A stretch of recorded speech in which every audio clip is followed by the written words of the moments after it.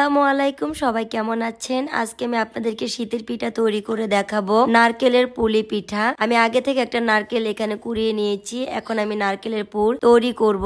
এখানে আমি দিয়ে দিচ্ছি খেজুরের গুড়, আপনারা চাইলে আখের গুড় বা চিনি দিয়েও নারকেলের পুর তৈরি করতে পারেন। দিয়ে দিচ্ছি 3 টুকরা দারচিনি, 2টা তেজপাতা, 3টা এলাচ থেতো করে ভিতর থেকে গ্রানটা বেরিয়ে আসবে। আর দিয়ে দিচ্ছি 1 কাপ পরিমাণ লিকুইড দুধ। তবে আপনারা চাইলে গুঁড়া দুধও ব্যবহার করতে পারেন। আর দুধ দিলে গুড়টা তাড়াতাড়ি গলে যাবে। এখন আমি জাল করে নারকেলের পুর তৈরি করে নিচ্ছি। আর এই নারকেলের পুর দিয়ে আপনারা যে কোনো পিঠা তৈরি করতে পারেন। বাপা পিঠা, পাটিসাপটা পিঠা, দুধ পুলি পিঠা বা নারকেলের পুলি পিঠা। নারকেলের পুর আপনারা অনেকদিন যাবত ধরে ফ্রিজে সংরক্ষণ করতে পারবেন এবং কি নারকেলের নাড়ুও বানাতে পারবেন। চালের গুঁড়ার কাই তৈরি করার জন্য পানি বসিয়ে দিলাম আর স্বাদ মতো লবণ দিয়ে দিলাম। আমি এখানে চালের গুঁড়া প্যাকেটটা ব্যবহার করছি, তবে এটাও কিন্তু খুব ভালো একটা ব্র্যান্ডের চালের গুঁড়া। আমি এখানে কাইটা তৈরি করে 10 মিনিট ডেকে রাখবো। 10 মিনিট পরে আমি চালের গুঁড়ার কাইটা হাত দিয়ে মদে নিব। আর হাত দিয়ে ভালোভাবে মদে নিলেই রুটি সুন্দর হবে এবং কি পিঠা অনেক সুন্দর হবে, সফট হবে। আমি কিন্তু তেমন একটা পিঠা বানাতে পারি না। আমার এই জীবনের ফার্স্ট টাইম পিঠা বানানো, কারণ আমি কখনো পিঠা বানাইনি। ছোটবেলায় আমার মায়ে অনেক ধরনের পিঠা বানিয়ে খাওয়াতো,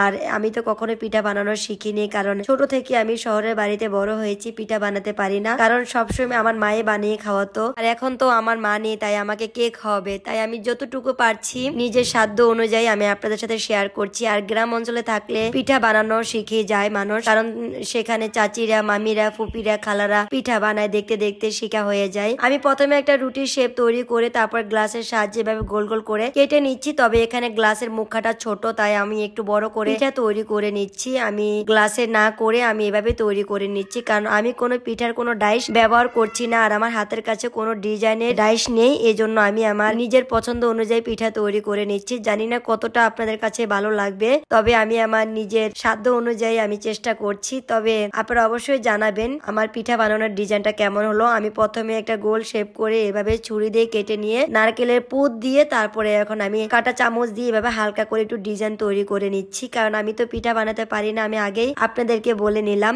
গ্রামের মেয়েরা অনেক সুন্দর করে পিঠা বানাতে পারে, কারণ আমি তো গ্রামে আমার যাওয়া হয় না, এই জন্য আমি পিঠা বানাতে পারি না। এখন আমি একটা রুটি শেপ করে ভিতরে নারকেলের পুর দিয়ে কাঁটা চামচ দিয়ে হালকা করে ডিজাইন করে নিচ্ছি। আপনারা চাইলে যে কোনো ডিজাইন তৈরি করে নিতে পারেন। এই তো আমার সবগুলো পিঠা তৈরি হয়ে গেল। এখন আমি পিঠাগুলো বেজে নিব, তাই এখানে আমি তেলটা হাইটে গরম করে নিয়ে প্রথমে আমি একটা পিঠা দিয়ে একটু দেখে নিলাম কেমন হয়। এরপরে আমি আগুনটা কমিয়ে দিয়ে আমি হালকা করে সবগুলো পিঠা এভাবে বেজে নিয়েছি। তবে হালকা করে আমি পিঠাগুলো প্রথমে বেজে নিয়েছি, তারপর আমার হাজবেন্ড বলে একটু কড়া করে ভাজতে। এখন তার কথা মতো কড়া করে ভাজতে গিয়ে পিঠাগুলো একটু লাল হয়ে গিয়েছে। যাই হোক, আপনারা অবশ্যই আমাকে জানাবেন কমেন্ট অপশনে আমার পিঠার রেসিপিটা কেমন হয়েছে। তবে আমি আপনাদেরকে আরেকটা পিঠার রেসিপি তৈরি করে দেখাবো ইনশাল্লাহ। তো আপনারা অবশ্যই ভালো লাগলে ভিডিওটা শেয়ার করে দিবেন, কমেন্ট অপশনে জানাবেন। এখন আমি একটা পিঠা ভেঙে দেখিয়ে দিচ্ছি ভিতরে কতটা লবণীয় হয়েছে, অনেক অনেক সুন্দর হয়েছে। এখন আমি খেয়ে দেখিয়ে দিচ্ছি। আসলে পিঠা বানানো কতটা সুন্দর হয়েছে জানি না, কিন্তু খেতে অনেক বেশি মজা হয়েছে। আপনারা প্লিজ সবাই আমাকে একটু বেশি করে সাপোর্ট করবেন, আর আপনাদের কাছে দোয়া চাই। তো অবশ্যই ভিডিওটা শেয়ার করে দিবেন। সবাই ভালো থাকবেন। আল্লাহ হাফেজ।